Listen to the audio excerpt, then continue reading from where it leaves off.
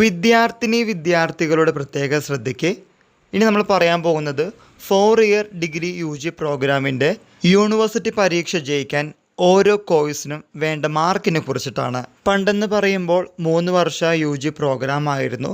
എന്നാൽ റീസെൻ്റ്ലി 2024 മുതൽ UG എന്ന് പറയുന്നത് 4 വർഷ ഡിഗ്രി UG പ്രോഗ്രാമാണ്.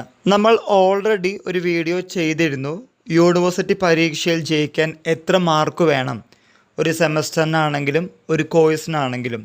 എന്നാൽ 4 വർഷ ഡിഗ്രി പ്രോഗ്രാം വന്നതുകൊണ്ട് പല വിദ്യാർത്ഥികൾക്കുമുള്ള സംശയമാണ്, 3 വർഷ ഡിഗ്രി പ്രോഗ്രാം പോലെ തന്നെയാണോ 4 വർഷ ഡിഗ്രി പ്രോഗ്രാമിൻ്റെ മാർക്കിൻ്റെ കാര്യം. കാത്തിരിപ്പിനൊടുവിൽ 1ാം സെമസ്റ്റർ പരീക്ഷകൾ കഴിഞ്ഞു. എന്നാൽ ഈ വരുന്ന തിങ്കളാഴ്ച ഡിസംബർ 16-ാം തീയതി ഒരു മൈനർ കോഴ്സിൻ്റെ പരീക്ഷ കൂടി നടത്തിയതായിരുന്നു. എന്നാൽ എന്തോ ചില കാരണങ്ങൾ കൊണ്ട് യൂണിവേഴ്സിറ്റി ആ പരീക്ഷ റദ്ദാക്കി. ആ പരീക്ഷ വരുന്നത് ഈ മാസം തിങ്കളാഴ്ച, അതായത് ഡിസംബർ 16-ാം തീയതി രാവിലെ 10 മണിക്കാണ്. ഇക്കാര്യം കൂടി വിദ്യാർത്ഥികൾ മനസ്സിലാക്കുക. ഇനി നമുക്ക് 4 വർഷ UG പ്രോഗ്രാമിൻ്റെ മാർക്കിനെ കുറിച്ച് ഡിസ്കസ് ചെയ്യാം. 35% മാർക്കുണ്ടെങ്കിൽ ഒരു സബ്ജക്റ്റ് അഥവാ ഒരു കോഴ്സ് കംപ്ലീറ്റ് ചെയ്യാൻ സാധിക്കുകയുള്ളൂ. ഇതിൽ എക്സ്റ്റേണൽ പ്ലസ് ഇൻറ്റേർണൽ ഇൻക്ലൂഡഡ് ആണ്. നമുക്ക് ഉദാഹരണ സഹിതം കാര്യങ്ങൾ വ്യക്തമാക്കാം.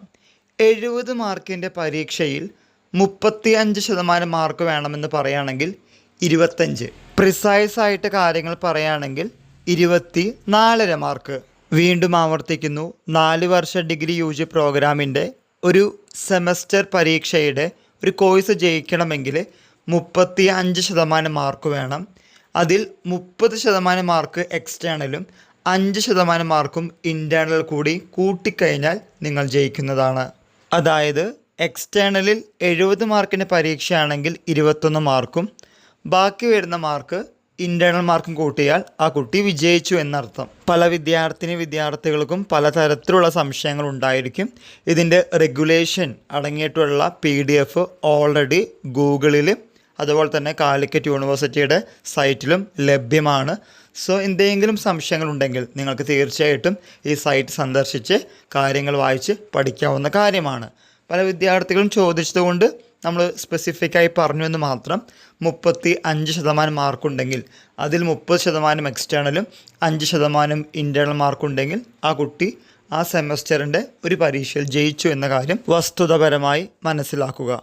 ഇനി നിങ്ങളുടെ റിസൾട്ടുകൾ ഈ മാസം തന്നെ നിങ്ങളുടെ റിസൾട്ടുകൾ വരുമെന്നാണ് അറിയാൻ സാധിക്കുന്നത്. ആ റിസൾട്ട് വരുമ്പോൾ കുറച്ചുകൂടി കാര്യങ്ങൾ വ്യക്തമായി മനസ്സിലാകുമെന്ന് വിശ്വസിക്കുന്നു. അതിനുശേഷം എന്തെങ്കിലും സംശയങ്ങളുണ്ടെങ്കിൽ കമൻറ്റ് ബോക്സിൽ കമൻറ്റ് ചെയ്യാൻ മറക്കരുത്. ഈ വിവരം നിങ്ങളുടെ ഫ്രണ്ട്സുമായും ഷെയർ ചെയ്യുക. എല്ലാവർക്കും ഒരിക്കൽ കൂടി നന്ദി, നമസ്കാരം.